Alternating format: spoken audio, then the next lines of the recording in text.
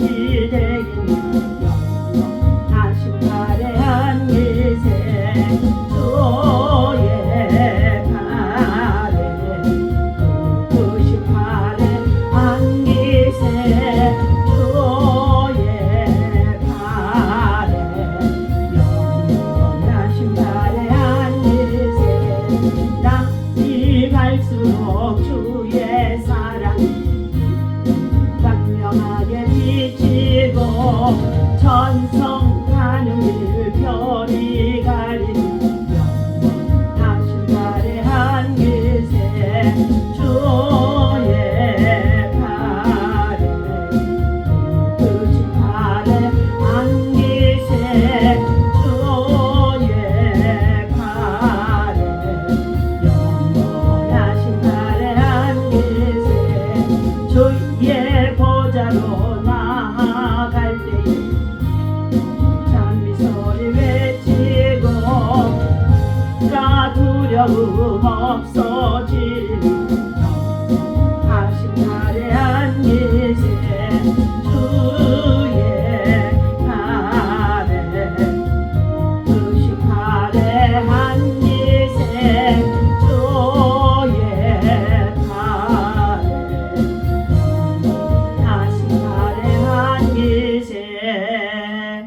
아멘. 하나님 아버지 감사합니다. 오늘도 주님의 나라 영광을 바라보며 새벽 시간 주님 전에 나와 하나님의 말씀을 또한 아버지 붙잡고 주를 성호를 찬양하며 예배의 자리로 인도해 주시니 감사합니다. 이 시간도 믿음의 눈, 신령한 눈, 영적인 눈을 열어주셔서 예수 그리스도의 십자가의 사랑 속에 하나님 보좌에 앉아 계신 주의 영광을 볼 수 있는 우리의 믿음이 되어줄 수 있도록 성령님 참으로 우리 안에 오셔서 예수의 형상이 이루어지게 하시고 예수를 닮아가는 삶을 살아갈 수 있도록 인도하여 주옵소서. 오직 아버지 하나님 우리의 입이 정말로 복음을 전하는 입술 되게 하시고 복음의 나팔을 전하는 저희들이 참으로 세상 속에서 빛과 소금이 되어줄 수 있도록 성령 하나님 정말 저희들을 주의 도구로 사용하여 주옵소서. 평화의 도구가 되게 하여 주옵소서. 나라와 민족과 열방을 품고 기도하는 주의 용사들이 많이 있습니다. 하나님께서 우리 한국의 재단이 아버지 하나님의 믿음의 재단 되게 하시고 구국의 재단이 되게 하시고 기도 용사들의 기도가 하나님 나라를 정말 아버지 하나며 이 땅에 더욱더 크게 확장해 나갈 수 있는 십자가의 사람들 되어줄 수 있도록 인도하여 주옵소서. 오늘도 요한계시록에 참으로 강해의 말씀을 나누고자 합니다. 성령 하나님께서 진리의 영으로 지혜의 영으로 총명의 영으로 주님 말씀하신 말을 전할 수 있도록 나눌 수 있도록 인도하여 주옵소서. 우리 주 예수 이름으로 간절히 기도하옵나이다. 아멘. 오늘 요한계시록 오늘 10장에서 우리 7절에서부터 말씀 함께 읽도록 하겠습니다. 요한계시록 10장 7절에서부터입니다. 일곱째 천사가 소리를 내는 날 그의 나팔을 불려고 할 때에 하나님이 그의 종 선지자들에게 전하신 복음과 같이 하나님의 그 비밀이 이루어지리라 하더라. 하늘에서 나서 내게 들리던 음성이 또 내게 말하여 이르되 네가 가서 바다와 땅을 밟고 서 있는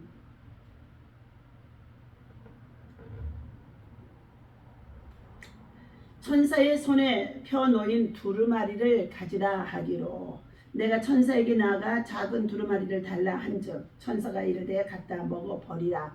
네 배에는 쓰나 내 입에는 꿀같이 달리라 하거늘 내가 천사의 손에서 작은 두루마리를 갖다 먹어 버리니 내 입에는 꿀같이 다나 먹은 후에 내 배에는 쓰게 되더라. 그가 내게 말하기를 네가 많은 백성과 나라와 방언과 그 임금에게 다시 애원하여야 하리라 하더라. 아멘.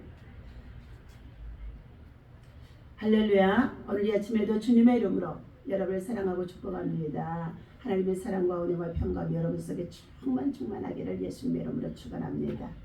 지난 시간에는 지체하지 않으시는 하나님이라고 10장 1절에서부터 6절의 말씀을 가지고 말씀을 나누었습니다. 하나님께서는 분명코 정한 시간이 있다고 했습니다. 그런데 9장과 10장에 있어서 보게 되어질 때에는 하나님께서 엄청난 심판이 선포되어지고 그리고 그것들이 반드시 있어질 것을 예고해 주신 것을 볼 수가 있습니다. 이러한 말씀을 받고도 많은 사람들이 우상 숭배가 극심해지고 그리고 사람들의 행위가 더욱 악해져서 그들은 9장 20절에 21절에 보니까 어떻게 해요? 회개치 아니하게 되어진다고 말씀해 주셨습니다. 그러나 하나님의 인침을 받은 자, 성령의 입맞은 자가 되어진 자들은 고난, 환난, 시련 속에서도 믿음을 지키고 순교자의 신앙과 믿음을 지키면서 하나님의 때를 기다리고 있다고 말씀해 주고 있습니다.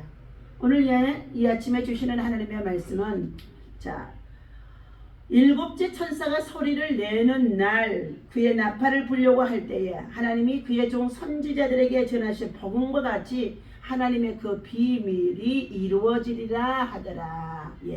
하나님의 비밀이 이루어지리라 하시면서 요한이 천사로부터 받은 작은 책에 대해서 함께 말씀을 나누고자 합니다.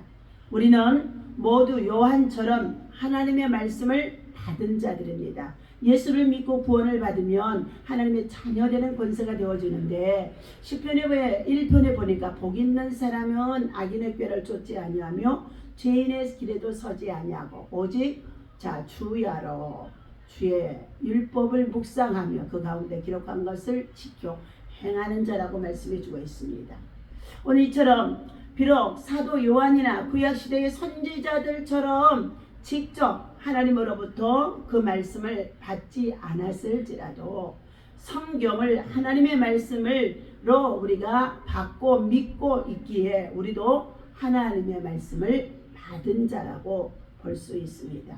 그런데 문제는 그 말씀을 받은 후에 우리가 어떻게 생활하느냐에 따라서 진정으로 하나님의 말씀을 삶에 순종하고 적용하는지 받았는지 아니면 그렇지 않은지 구별되어질 수 있다는 것입니다.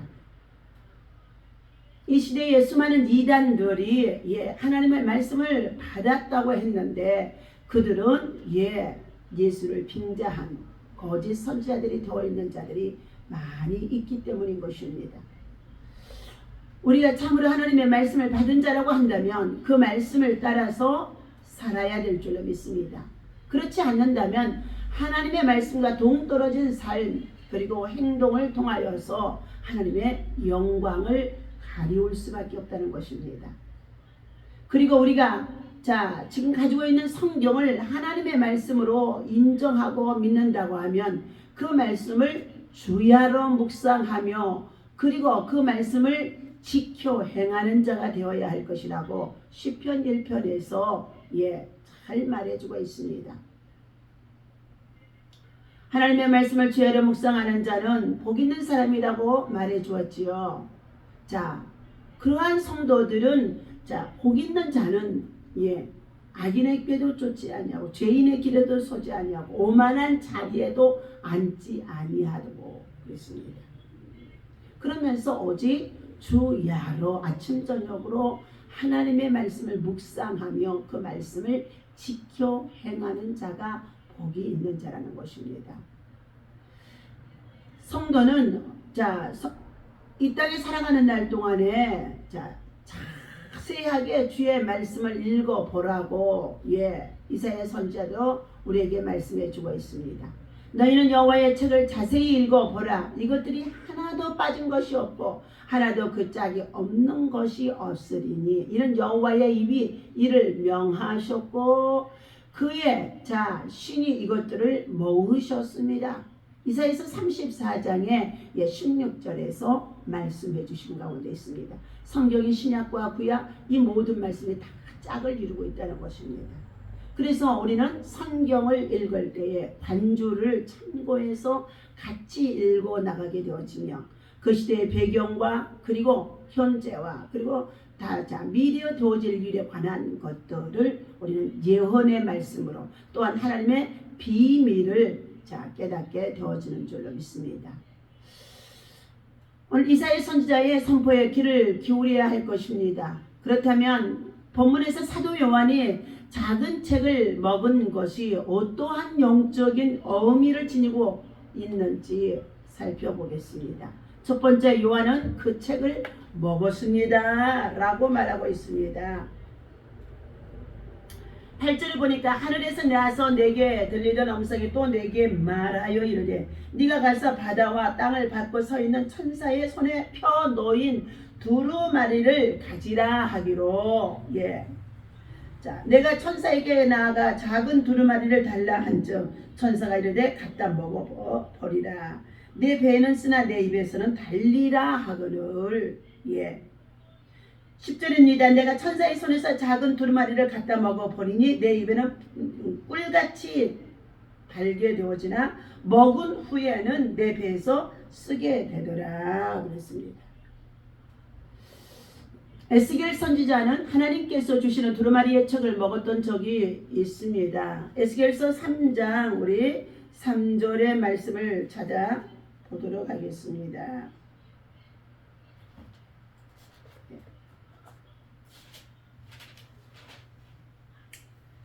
3장 그가 내게 이르시되 인자야 너는 발견한 것을 먹으라. 너는 이 두루마리를 먹고 가서 이스라엘 족속에게 말하라 하시기로 내가 입을 벌리니 그가 그 두루마리를 내게 먹이시며 내게 이르시되 인자야 내가 내게 주는 이 두루마리를 내 배에 넣으며 내 창자에 채우라 하시기에 내가 먹으니 그것이 내 입에서 달기가 꿀 같더라. 아멘.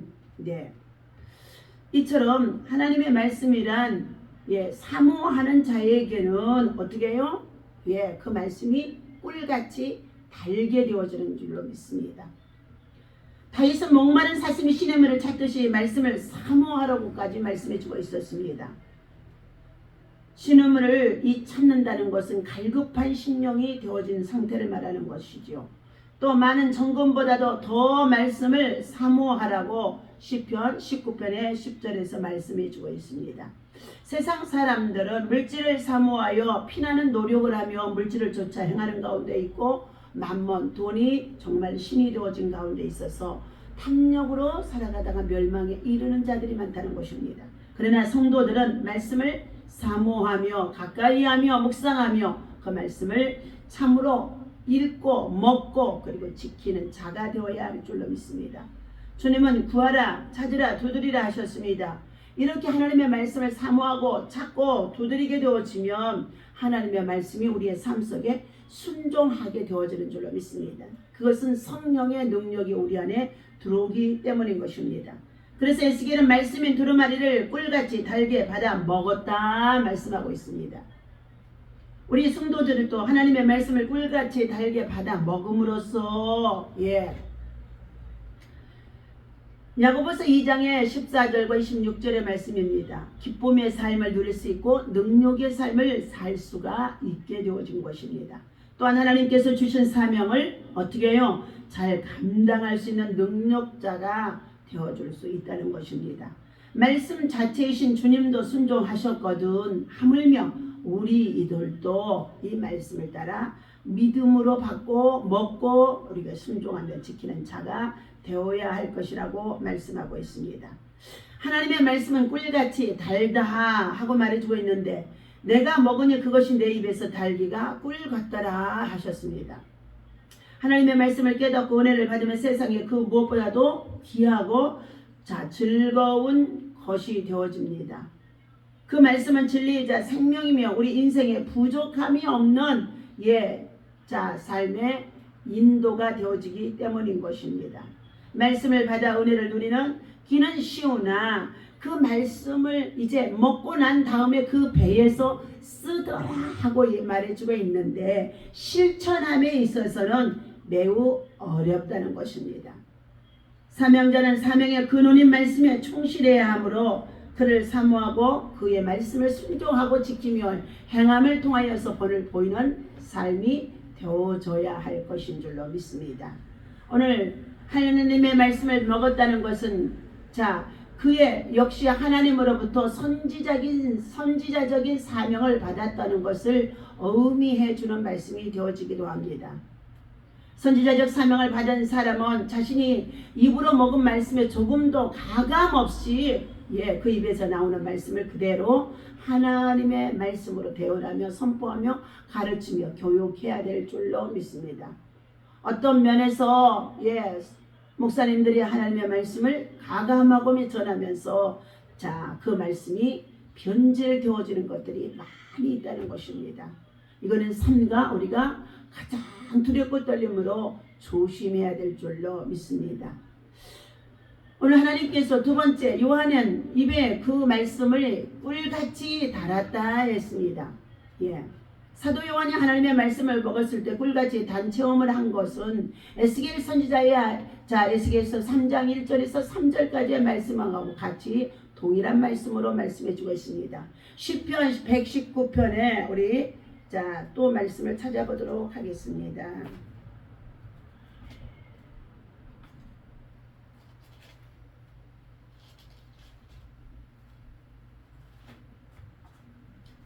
(19편) 119편에 우리 3절 말씀입니다. 자,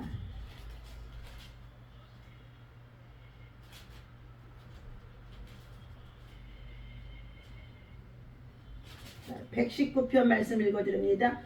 행위가 온전하여 여호와의 율법을 따라 행하는 자들은 복이 있으며 여호와의 증거들을 지키고 전심으로 여호와를 구하는 자는 복이 있도다. 참으로 그들은 불의를 행하지 아니하고 주의 도를 행하는도다. 주께서 명령하사 주의 법도를 잘 지키게 하셨나이다. 내 길을 굳게 정하사 주의 율례를 지키게 하소서. 내가 주의 모든 계명에 주의할 때는 부끄럽지 아니하리로다. 내가 주의 의로운 판단을 배울 때는 정직한 마음으로 주께 감사하리이다. 내가 주의 율례들을 지키려오리니 나는 아주 버리지 마옵소서. 청년이 무엇으로 그의 행실을 깨끗하게 하리까? 주의 말씀만 지킬 따름이니이다. 말씀하고 있습니다.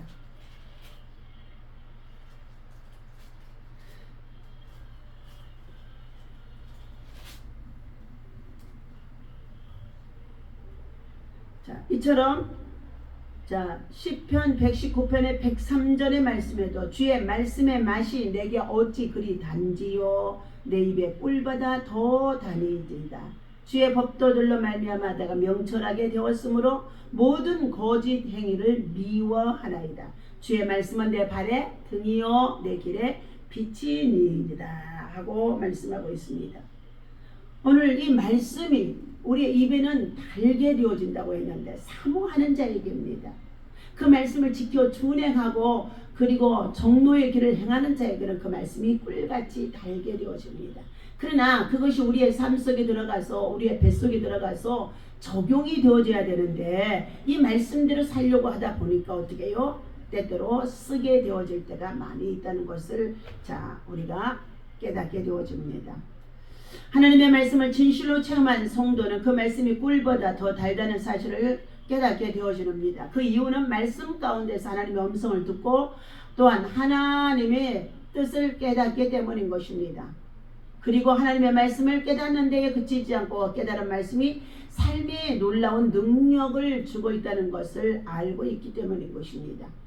그러므로 우리의 신앙은 단순히 하나님의 말씀을 깨닫는 데 그치지 말고 깨달은 말씀을 능력으로 생활 가운데서 실천하고 적용해야만이 온전하게 되어지는 것입니다.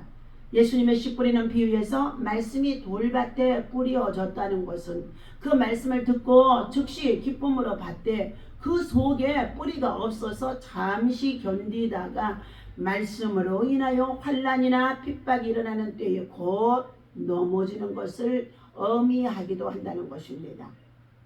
그러나 좋은 땅에 뿌리온 씨앗은 말씀을 듣고 깨달아서 100배, 60배, 30배의 결실을 거두어들이게 된다고 말씀해 주고 있습니다. 그러므로 우리는 말씀을 깨달아 그 말씀의 능력을 의지하여 많은 열매를 맺는 신앙의 자리로 나아가는 성숙한 그리스도인들이 되어야 하겠습니다.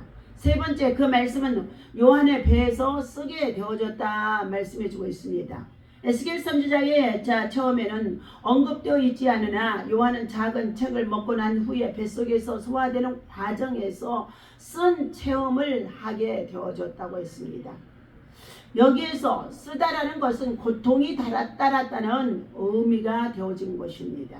즉 그런 말씀을 받아 그 말씀에 순종하는 과정에서 쓰디 쓴 경험을 체험을 하게 되어진 것입니다. 이는 하나님의 말씀을 받아 전함에 있어서 따르는 고난을 의미하는 것입니다.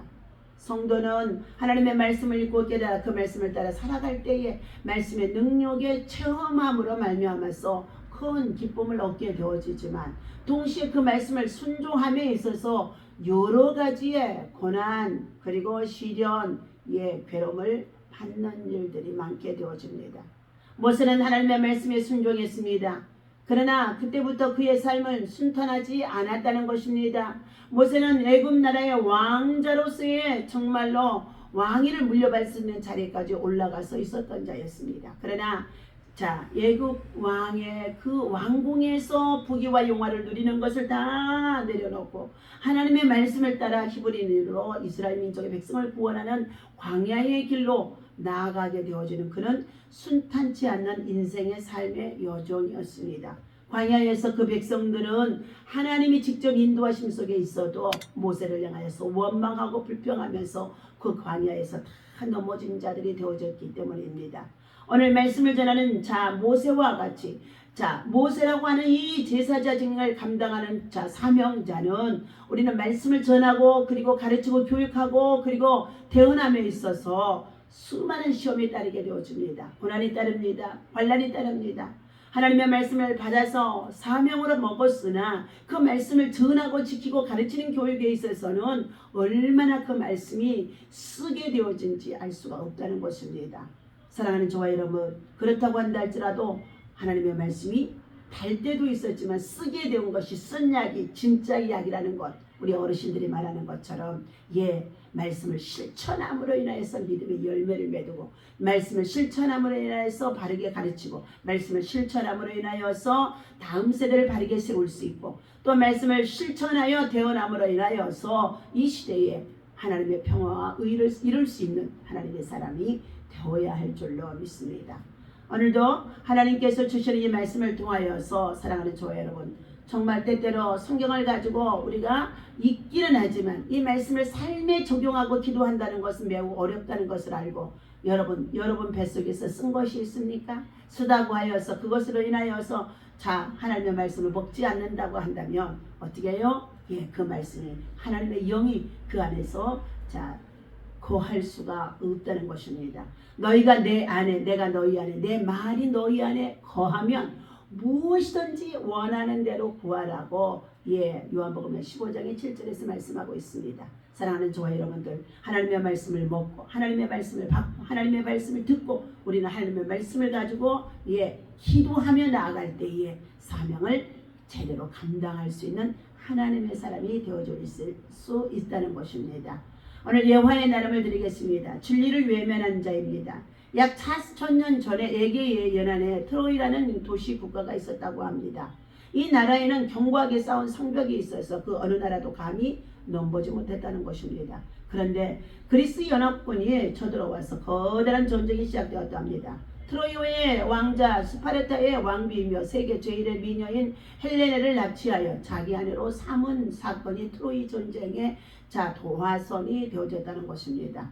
당대의 영웅들과 수많은 군병들이 연합군을 조직하여서 트로이를 향해 돌진했습니다. 그들은 아주 쉽게 이 성을 함락시킬 수 있으리라 생각했다는 것인데 무려 9년의 세월이 흘러도 끄떡하지 않았다는 것입니다. 그러자 연합군들의 불평불만은 고조되어 가고 장비들과 식량도 점점 떨어져 가는 상황에 있었다고 합니다.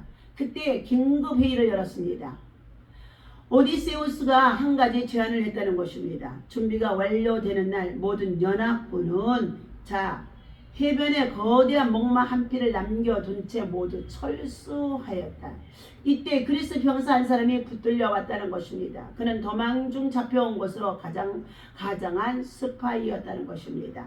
그 병사는 저 해변에 서 있는 목마가 이 성 안으로 들어오면 이 성은 여신 아테네의 은총을 받아서 영원히 함락되지 않고 장구한 번역을 누릴 것입니다 라고 말했다는 것입니다. 스파이죠. 이 말을 들은 트로이의 장성들은 흥분하며 당장 목마를 성 안으로 들여와야 한다고 했다는 것입니다. 이때 아폴로를 섬기는 제사장의 예언가인 라오콘이 유혹에 빠진 트로이 백성들을 자게 말했습니다. 음흉한 그리스도인들이 우리를 위해 행운의 목마를 버려두고 갔다는 것은 납득하기 어려운 일이요. 저 목마를 불에 태우든지 물에 쳐넣든지 하는 것이 현명한 처사가 될 것입니다. 그러나 당장 승리한 것처럼 자만에 빠져있는 트로이 사람들에게 노예언가의 말이 들려질 리가 없었다는 것입니다. 마침내 목마른 성 안으로 옮겨졌고 온통 축제 분위기로 들끓었다는 것입니다. 그때였습니다. 목마의 뱃속에서 오디세우스, 메렐레우스 등 100여 명의 군사들이 쏟아져 나와서 후퇴한 척했던 그리스 군사들이 다시 들어와 트로이의 군대를 완전히 몰살시키고 말았다는 것입니다. 이로써 트로이는 그 땅에서 종족을 감춰버린 것입니다. 오늘 신부된 자의 의무가 있습니다. 인간의 심리 중에는 받기만을 좋아하는 면이 있습니다. 받는 것에 익숙해 있는 사람은 쓰는 것에도 대한 고마움을 깨닫지 못할 뿐더러 받는 것에 대한 보답은 생각지도 안 하게 되어진다는 것입니다. 이러한 불의의 사람들이 바로 어디에서나 그 어떤 일에서나 권리만을 주장하고 그에 따르는 의무를 행할 줄 모르는 사람들이 되어져 있다는 것입니다. 얼마 전 사랑하는 친구의 결혼식에 가서 여러 가지의 생각을 하게 되었다고 합니다. 신랑 신부 모두 믿음 가운데 아름답게 성장한 순결한 사람들이었다고 합니다. 그들이 결혼식에서 서약을 마치고 함께 걸어 나올 때 그들은 진실로 서로를 존경하고 신뢰하는 귀한 부부가 되리라 예상했습니다. 그렇게 되도록 모두가 다 축하기기 축복해 주었습니다. 그런데 문득 이런 생각이 들었습니다. 만약 신부가 신랑에게 이런 식의 소약을 했다면 어떻게 될 것인가? 저는 이 세상에서 가장 좋은 신부가 되고 싶어요. 그래서 제가 결심한 것을 당신에게 소약하겠어요. 제가 당신의 아내가 되면 우선 저는 집안을 항상 깨끗하게 청소하겠어요. 그 외에 밥 짓고 빨래하는 일도 미루지 않고 열심히 하겠어요. 그리고 저는 당신이 제게 많은 부담감을 갖지 않도록 노력하겠어요. 그저 제가 아플 때 병원비 정도만 내주신다면 저는 당신은 아주 좋은 남편이라고 생각을 했습니다. 그러나 한 가지 약속을 해주겠어요? 제가 이러한 저희 할 일을 다 마치고 난 뒤에 남는 저의 시간과 저의 사생활에 대해서는 관여하지 말아주세요. 제가 결혼하기 전까지의 옛날 방식 그대로 누구의 구속도 받지 않고 자유롭게 살고 싶거든요. 신부가 이런 식의 소약을 한다면 그 어떤 신랑이 그 여인을 진실된 신부로 맞이할 수 있겠습니까? 신부의 의무를 단지 집안일을 하는 곳에만 두고 자기의 마음을 신랑에게 주지 않겠다는 그 신부의 서약은 도저히 신실하고 귀한 신부로서의 부부로서의 다짐이라고는 볼 수가 없는 것입니다. 주님은 우리를 신부라고 표현해주고 있습니다. 우리가 주님과 결혼하고 난 뒤에 우리들은 신랑 되시는 주님을 경외하고 찬양하며 그분께 우리의 온 몸과 마음을 바쳐서 사랑하고 있다고 생각합니다. 그러나 우리는 단지 교회에 다니기만 하고 11조를 내고 그리고 맡은 직분만들을